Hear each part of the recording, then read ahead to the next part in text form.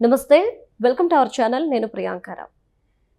చంద్రబాబు నాయుడు గారి మీద ప్రస్తుతం జగన్ కోవట్టులు కత్తులు నూరుతున్నారు. ఇప్పుడు ఇది ప్రజలు అంటున్నమాట. ఎందుకు అంటే సడన్గా కొంతమంది వ్యక్తులు తెర మీదకొచ్చి వాళ్ళే అభాసు పాలవుతున్నారు. ఎప్పుడో 2 ఏళ్ల క్రితం, అంటే దగ్గర ఏడాదిన్నర అయిపోయింది ఎలక్షన్స్ అయిపోయి. ఇప్పుడు వాటి గురించి ఒకరు మాట్లాడుతున్నారు. కేసు గెలవరని తెలిసి అనుభవం ఉన్న అడ్వకేటే పిటిషన్ వేసి అబాస్ పాలవడం. ఇవన్నీ చూస్తుంటుంటే జగన్ని జాకీలెట్టి లేపుతున్నారా అనే అనుమానాలు వ్యక్తమవుతున్నాయి. సో దీని గురించి మాట్లాడడానికి ప్రముఖ పొలిటికల్ ఎనలిస్ట్ డివి శ్రీనివాస్ గారు ఉన్నారు. ఆయన అడిగి తెలుసుకుందాం. నమస్కారం సార్. నమస్తే అమ్మా. అంటే జగన్ కోవట్టులు కొంతమంది చంద్రబాబు నాయుడు గారి మీద కుట్ర పన్నుతున్నారని తెలుస్తుంది. ఎందుకంటే కొన్ని సంఘటనలు చూస్తుంటే రాష్ట్రంలో ఎప్పుడెప్పుడో సంఘటనలు తీసుకొచ్చి ఇప్పుడు తెర మీదకి తీసుకొస్తున్నారు. పని కట్టుకుని వాటి కోసం మాట్లాడడానికి వస్తున్నారేమో అని చెప్పి అనిపిస్తుంది. అంటే ఫస్ట్ ఆ కోవట్లు ఎవరు? మీరేమన్నారు? జాకీలా? అంతేగా సార్. అంటే జేకీలు అంటే జగన్ కీల, వీళ్ళందరూ జఫాల్ అనేవాళ్ళు. అవును సార్. అంటే జగన్ ఫాలోయర్స్ని జఫాల్ అనేవాళ్ళు. లేకపోతే జే బ్రాండ్ అన్నారు. అసలు జే బ్రాండ్ మద్యం అని, లేకపోతే జే బ్రాండ్ నెయ్యి. అంటే ఇప్పుడు ఈ జాకీలేసి జగన్మోహన్ రెడ్డిని లేపాలన్న ఈ ప్రయత్నం, పుత్తూరు వైద్యం తెలుసా నీకు? తెలుసు. ఎముకలు ఇరిగితే ఎవరు పుత్తూరు స్పెషలిస్టులు అంటారు. అవును సార్. వెన్ను విరిగిన వాళ్ళని పాపం బద్దలేసి కట్టి సెట్ చేస్తారు. ఏదో రకంగా ఆ ఫ్రాక్చరు అతికిచ్చే ప్రయత్నం.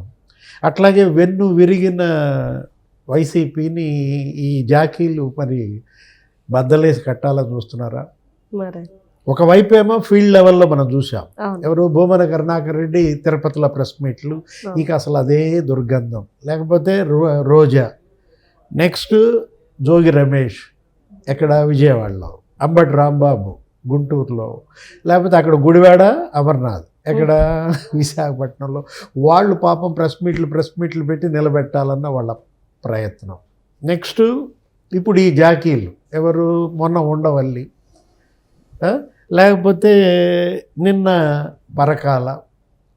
ఆయన ఏంటి అసలు ఏదో ఇది తీసుకున్నాడు, ఓట్ చోరీ అనే. Voice of Maharashtra, voice of Bihar అన్నీ బెడిసి కొట్టాయి. వాయిస్ ఆఫ్ తమిళనాడు వికటించింది. ఆయనకి వాయిస్ ఆఫ్ ఆంధ్రప్రదేశ్ కలిసి వచ్చినట్టు. ఇక్కడ అసలు అప్పటి ఈ మీడియా అంతా ఆయన ఎత్తుకుంది.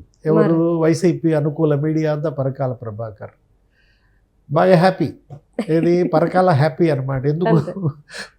ఇప్పుడు అతనే చెప్పాడు కరణ్ దాపర్తో ఇంటర్వ్యూలో మాట్లాడుతూ ఏమన్నాడు? అసలు నన్ను నేషనల్ మీడియా ఇగ్నోర్ చేసింది, వాళ్ళు అసలు పట్టించుకోలేదు. నేను ఢిల్లీలో పెట్టా, పట్నాలో పెట్టా, ముంబైలో పెట్టా, చెన్నైలో పెట్టా, బెంగళూరు ప్రెస్ మీట్ ఎవ్వరు పట్టించుకోలేదు. కానీ ఆంధ్రప్రదేశ్ గురించి మాట్లాడంగానే నన్ను మాత్రం మీడియా బాగా పైకి లేపిందని పరకాలే అన్న నేపథ్యంలో ఏంటి అసలు? ఇప్పుడు కొత్తగా ఎవరు వచ్చారు? ఇంకో జాకీ సుబ్రహ్మణ్య స్వామి. అవును సార్. నిన్న పిటిషన్ ఏది ఏకసభ్య కమిషన్కి వ్యతిరేకంగా ఆయన వేసినటువంటి పిటిషన్ డిస్మిస్ అయింది. అంటే ఇప్పుడు ఉండవల్లి ఒక వాదన, ఇవన్నీ ముసుగులు. ఒకవైపేమో ఫీల్డ్లో వీళ్ళందరినీ ఉపయోగించి ఏది ఆత్మాహుతి దళం.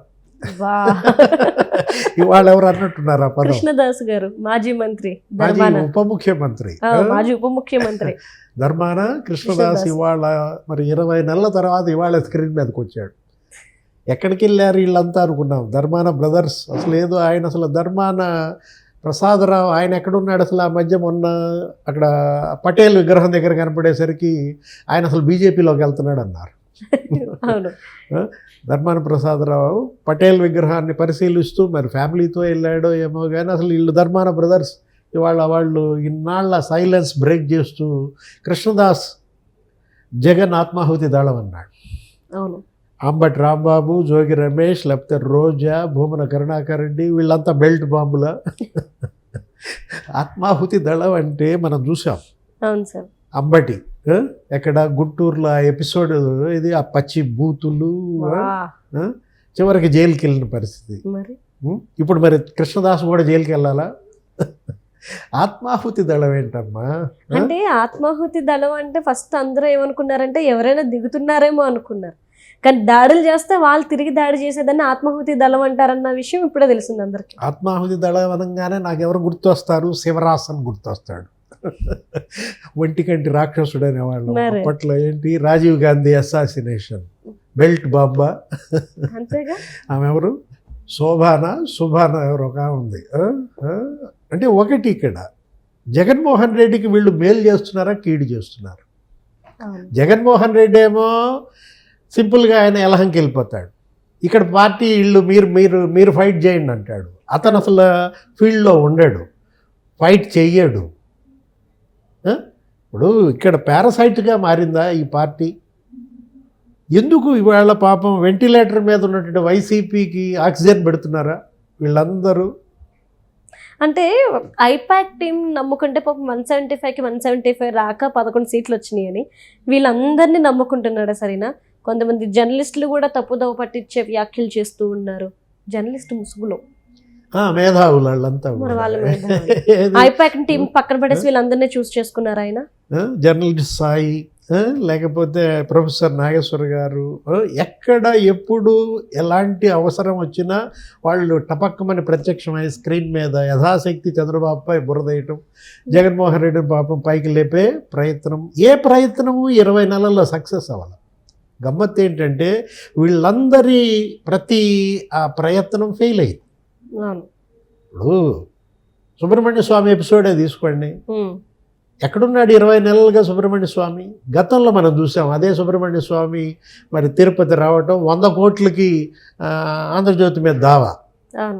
ఆ రోజు ఆంధ్రజ్యోతి ఏబిఎన్లో వచ్చినటువంటి కథనాలు మరి టీటీడీ సుబ్బారెడ్డి లేకపోతే భూమన కరుణాకర్ రెడ్డి ఈ కల్తీ నెయ్యి లేకపోతే ఆ సరుకుల కొనుగోళ్ళు, ఏది ఆ యాలకులను లేకపోతే జీడిపప్పును శనగపిండను మొత్తం ఇంజనీరింగ్ విభాగంలో చేసినటువంటి స్కాములు అన్నీ ఆంధ్రజ్యోతిలో వస్తే సుబ్రహ్మణ్య స్వామి ఏం చేశాడమ్మా?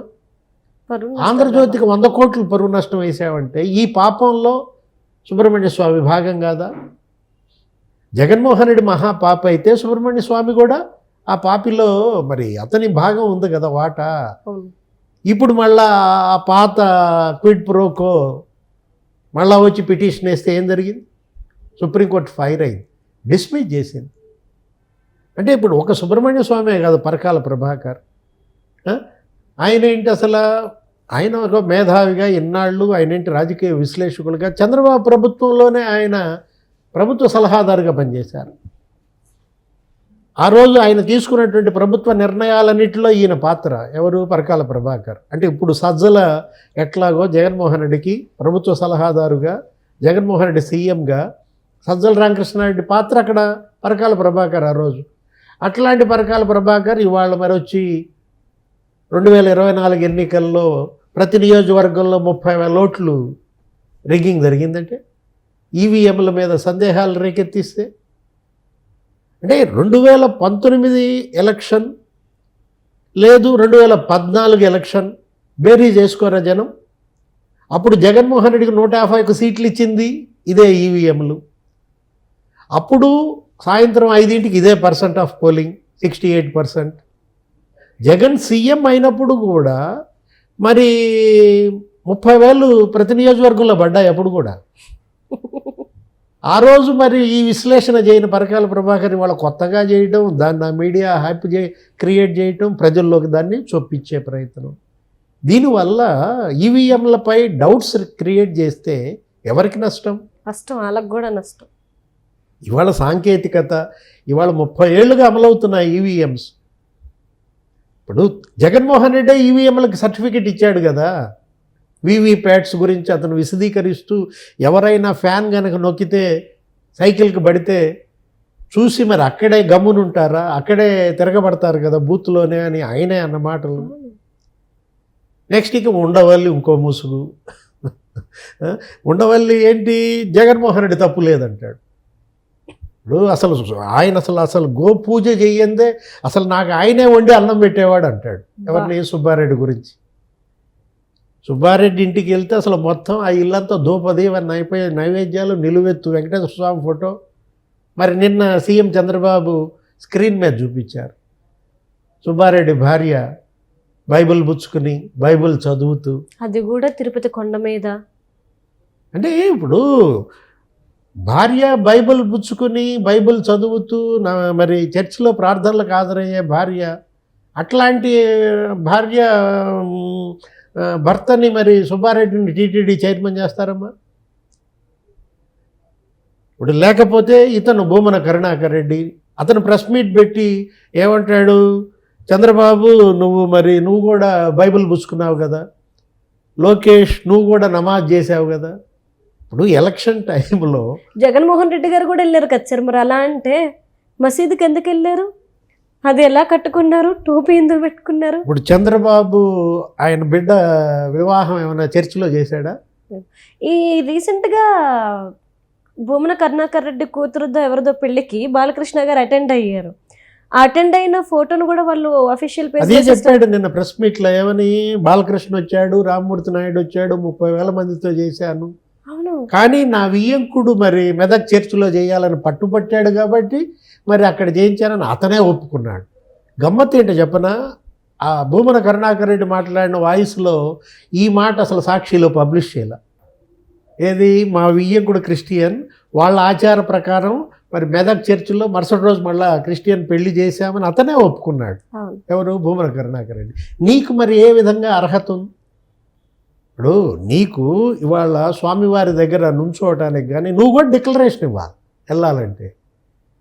జగన్మోహన్ రెడ్డి డిక్లరేషన్ ఇవ్వడు, క్యాన్సిల్ అని రాస్తాడు దాని మీద, ఆ డిక్లరేషన్ మీద. నిన్న వేసి చూపించారు స్క్రీన్ మీద, అది కూడా సోనియా గాంధీ లాంటి ఆమె ఇచ్చిందే, అబ్దుల్ కలామే ఇచ్చాడే. అంటే ఏంటి ఇవాళ ఇక భవిష్యత్తులో ఆంధ్రప్రదేశ్లో హిందూ అనేవాడు ఆ పార్టీకి ఓటేయడు, ఒక భయం వచ్చేసింది. ఏది, ఇక రాబోయే ఎన్నికల్లో వైఎస్ఆర్ కాంగ్రెస్ పార్టీకి ఏ హిందువు ఓటేయడన్న భయంతో ఇప్పుడు ఈ జాకీలు, లేకపోతే ఈ జర్నలిస్టులు, లేకపోతే అక్కడ ఫీల్డ్లో ఆత్మాహుతి దళం నానా పాటలు పడుతున్నారు. Right, thank you so much sir. నమస్తే.